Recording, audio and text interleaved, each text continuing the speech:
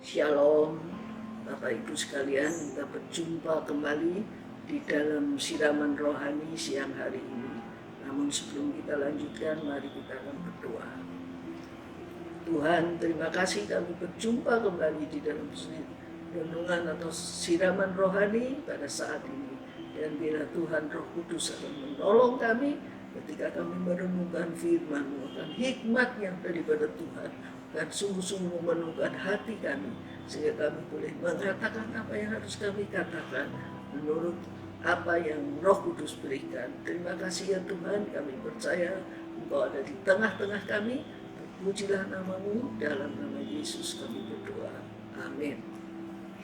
Siang hari ini saya beri judul mengatasi masalah setiap hari. Ya. Dalam Matius 6 ayat 34 dikatakan, sebab itu janganlah kamu khawatir akan hari besok, karena hari besok mempunyai kesusahannya sendiri. Kesusahan sehari cukuplah untuk sehari. Ya. Dari kata-kata di atas yang dimulai dengan sebab itu adalah merupakan kesimpulan yang diambil berdasarkan perilaku yang terjadi berulang kali, yaitu kekhawatiran terhadap segala sesuatu yang dianggap penting dalam hidup ini, seperti kekhawatiran terhadap keperluan sehari-hari, yaitu apa yang akan saya makan, apa yang akan saya minum, bahkan apa akan saya pakai besok, dan lain-lain. Itu semuanya kita pikirkan, khawatir.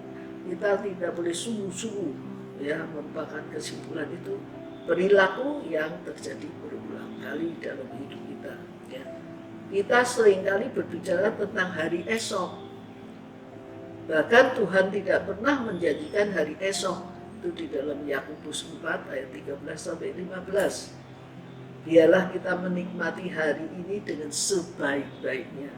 Jadi Tuhan memberikan hari ini, kita nikmati. Karena setiap hari itu ada kesusahannya sendiri. Jadi tidak ada waktu, tidak ada kesusahannya. Justru diingatkan. Kenapa? Kekhawatiran itu tidak pernah memberi jalan keluar. Jadi kalau kita khawatir, kita tidak pernah mendapatkan jalan keluar dari kesukaran-kesulitan yang kita hadapi. Yang kedua, kekhawatiran juga tidak memberi kepuasan batin. Kekhawatiran itu tidak memberi puas di dalam batin kita, tapi justru membuat kita pusing, was-was di dalam hidup ini. Yang ketiga, kekhawatiran tidak pernah memberikan pertumbuhan iman.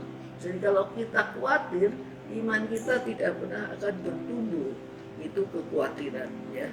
Jadi hidup hari ini bukan untuk mengatasi hari esok atau hari besok, masalah besok. Atasilah apa yang harus diatasi, yaitu masalah hari ini kita atasi bersama Yesus. Contoh di luar Alkitab adalah tokoh Bill Gates. Pasti kita mengenal Bill Gates.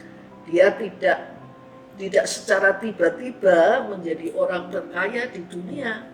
Dia sekarang terkenal sebagai orang yang terkaya. Tetapi sebetulnya tidak tiba-tiba persoalannya. Justru dia pernah merasakan pahitnya kegagalan untuk menjadi orang sukses seperti sekarang ini. Microsoft perusahaannya berkali-kali gagal. Jadi tidak hanya sekali gagal, tapi dikatakan di situ berkali-kali gagal. Namun apa yang membuat dia beda? Yang dia itu beda karena dia mempunyai prinsip kegagalan itu penting untuk dipelajari, bukan ditutupi. Ada yang aduh aku gagal ditutup-tutupin, kita tidak pernah mau cerita, kita tidak pernah mau memberitahu. Tapi Bill Gates tidak, justru penting dipelajari kenapa saya gagal, kenapa ini tidak bisa, dan sebagainya. Dan itu sikap daripada Bill Gates. Dan saudara tahu, dengan sikapnya ini yang tidak pernah berhenti untuk mempelajari yang menjadi kegagalannya, dan dia tidak pernah menutupi dengan hal-hal yang lain. Hasilnya dia jadi langganan orang yang terkaya di dunia versi Forbes tiap tahun. Jadi setiap tahun dia terkenal sebagai orang yang terkaya di dunia ini. Itu yang terjadi di tokoh duniawi kita. Tapi kalau kita mau mengerti juga, contoh Alkitab juga ada di Perjanjian Baru. yaitu tokoh seorang wanita, Maria, ibu Tuhan Yesus. Waktu dia ditemui Gabriel, dia itu diminta untuk menjadi ibu dari Sang Juru Selamat atau Tuhan Yesus. Waktu itu dia belum menikah, dia belum kenal laki-laki, dia belum segala sesuatunya itu belum, jadi masih perawan. Ya.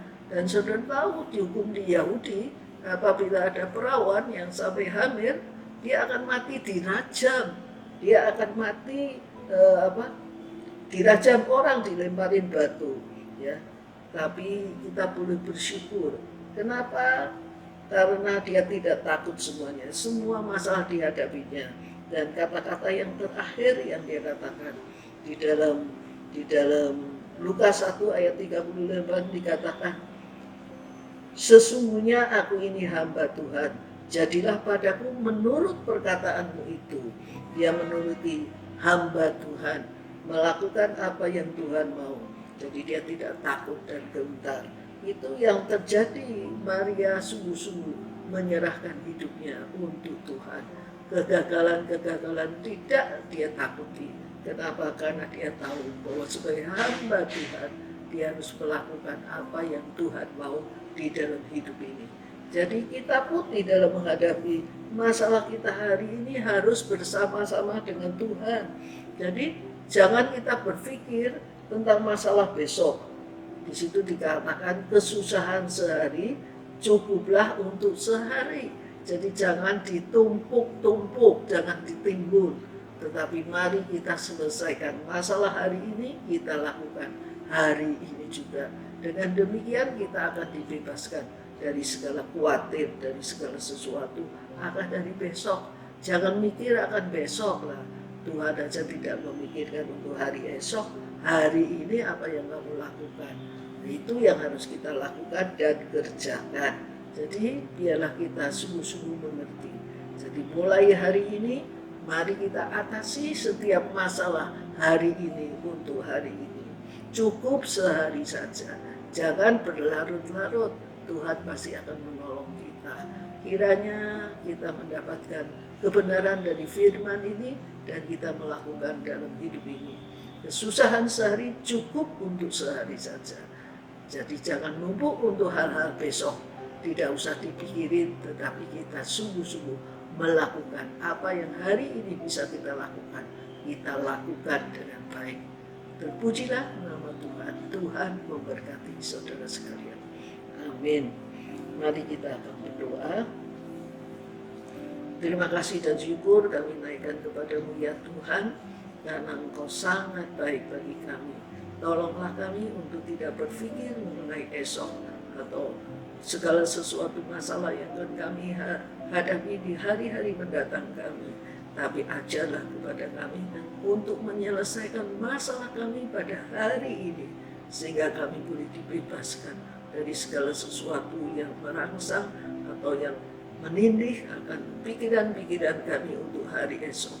Tapi biarlah kami melakukan apa yang Kau kehendaki, yaitu lewat sehari demi sehari kita lewati bersama-sama dengan Tuhan dan memenangkannya semua masalah dalam kehidupan ini.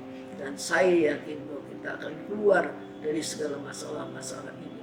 Terima kasih ya Tuhan, biarlah Kau camkan akan firman-Mu di dalam hati dan pikiran kami, sehingga kami sungguh-sungguh dipenuhkan dengan firman Tuhan. Dan kami tidak takut dan gentar untuk menghadapi masalah-masalah kehidupan.